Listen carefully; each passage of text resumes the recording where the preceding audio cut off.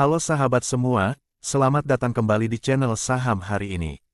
Namun, mengingat pasar modal Indonesia lagi libur, kali ini kita akan mengintip info saham di luar negeri, anggap saja kita lagi refreshing, sambil menguping kabar IPO di sana. Hari ini kita akan bahas sesuatu yang mungkin kelihatannya bukan saham banget, tapi justru bisa jadi salah satu IPO paling menarik di tahun 2026. Kalian pasti kenal Strava, aplikasi yang sering dipakai pelari, pesepeda, bahkan komunitas hiking. Aplikasi yang identik dengan tracking olahraga, komunitas olahraga, peta rute yang viral, dan fitur, kudos, yang bikin olahraga serasa punya medsos sendiri.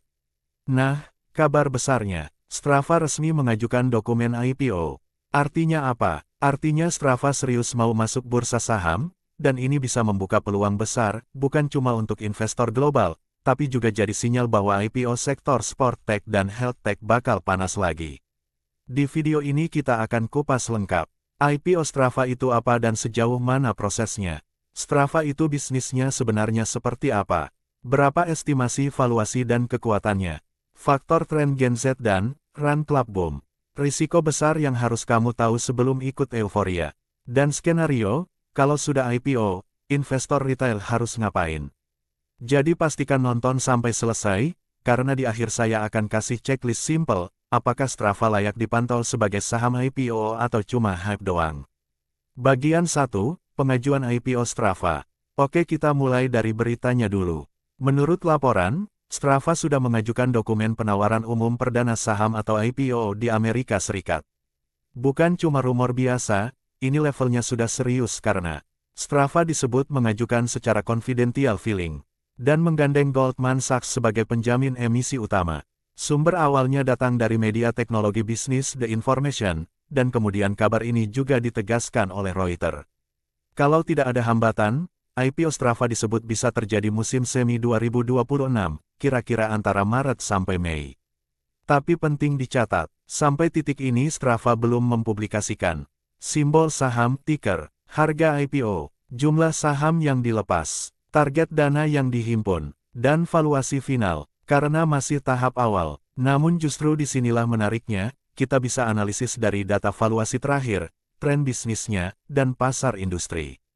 Bagian 2, STRAVA itu, medsos olahraga, bukan cuma TRACKING.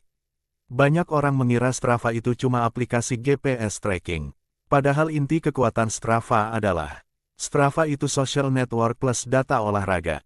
Kombinasi yang kuat banget. Kamu bisa follow teman, lihat aktivitas mereka, kasih kudos, bandingin rute dan pace, ikut tantangan komunitas, join klub, sampai bikin kegiatan bareng. Ini beda dengan aplikasi olahraga biasa. Dan ini yang bikin Strava punya efek yang namanya network effect, semakin banyak orang pakai, semakin bernilai platformnya. Makanya Strava sering disebut sebagai media sosial alternatif, generasi muda yang mulai jenuh dengan medsos biasa. Bahkan ada fenomena yang lebih unik lagi. Strava bukan cuma tempat olahraga, tapi juga tempat ketemu orang. Bagian 3, tren Gen Z, run club meledak. Nah sekarang kita masuk ke alasan kenapa IPO Strava ini momennya pas. Dalam laporan resmi Strava Year in Sport 2024, terjadi ledakan tren klub lari. Strava mencatat, partisipasi klub lari global naik 59% sepanjang 2024. Di Indonesia bahkan disebut naik lebih tinggi dalam versi press release regionalnya. Lalu yang bikin headline banyak media, Strava menemukan bahwa sekitar 1 dari 5 Gen Z pernah berkencan dengan orang yang mereka temui lewat komunitas olahraga. Jadi run club itu sekarang bukan cuma olahraga, tapi jadi lifestyle, networking, komunitas, bahkan semacam dating tanpa dating app, dan Strava ada tepat di pusat arus itu. Bagian 4, skala bisnis. STRAVA, USER besar, uangnya gimana? Pertanyaan investor selalu sama, USER besar itu bagus, tapi duitnya gimana? Nah, menurut laporan yang dihimpun, Strava punya sekitar 150 juta pengguna pada 2025, naik dari 120 juta di 2023. Dan pihak lain seperti WSJ juga menyorot skala USER dan ekspansinya.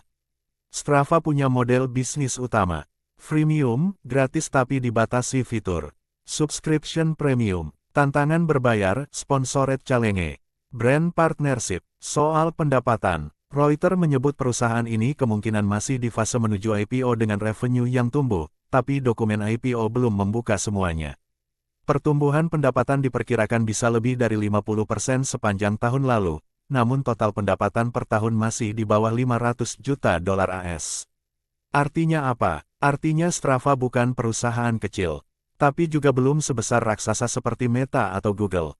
Namun, Strava punya satu hal yang sangat disukai investor, growth story plus komunitas kuat plus recurring revenue. Bagian 5, valuasi terakhir, $2.20 miliar. Sekarang bagian yang paling investor suka, valuasi. Menurut Reuters, Strava terakhir dinilai sekitar $2,2 miliar pada putaran pendanaan Mei tahun 2025 yang dipimpin Sequoia Capital.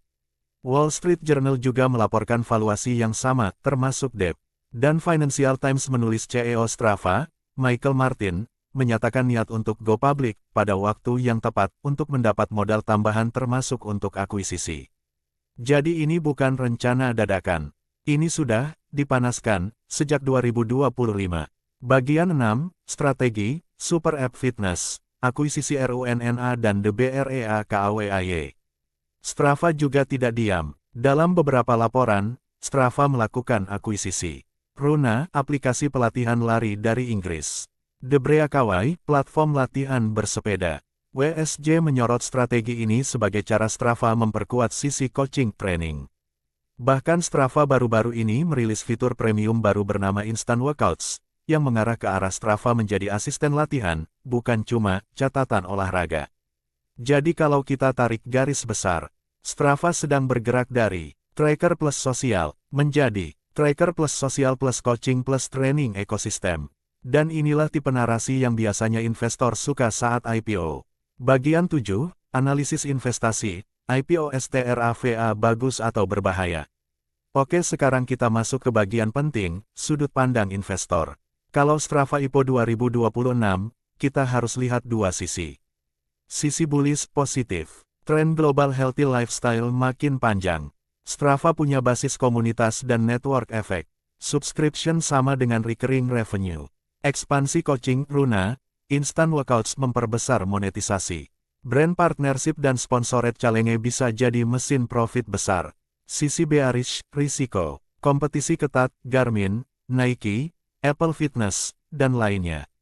Ketergantungan pada tren, kalau Run Club hype menurun, pertumbuhan bisa melambat.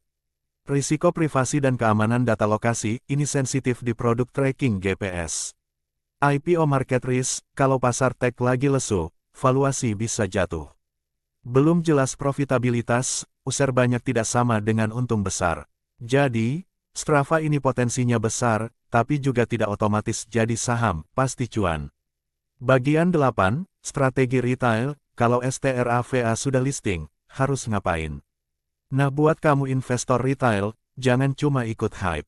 Kalau ticker Strava nanti muncul, checklist paling aman. Baca prospektus S1, Feeling IPO. Cari data, revenue growth, gross margin, operating loss profit, user retention, persen subscription vs brand income. Lihat valuasi IPO vs revenue. Apakah terlalu mahal? Perhatikan lock-up period. Biasanya setelah IPO, ada fase jualan investor lama. Jangan FOMO di hari pertama, karena banyak IPO bisa spike lalu turun. Kalau kamu tipe investor konservatif, strategi paling aman. Tunggu 1-2 kuartal setelah IPO, lihat laporan keuangan publiknya. Jadi kesimpulannya sahabat semua, Strava IPO bukan sekadar berita teknologi. Ini adalah sinyal bahwa bisnis kebugaran digital, social community, dan subscription economy masih sangat seksi untuk pasar modal. Namun seperti biasa, IPO bukan jaminan cuan. Investor yang menang bukan yang cepat, tapi yang paling siap data.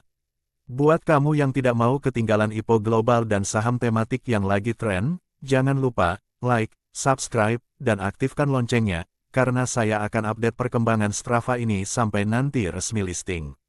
Tulis di komentar, menurut kamu Strava ini calon saham next big thing, atau cuma hype Gen Z? Oke, sampai ketemu di video berikutnya. Semoga sukses.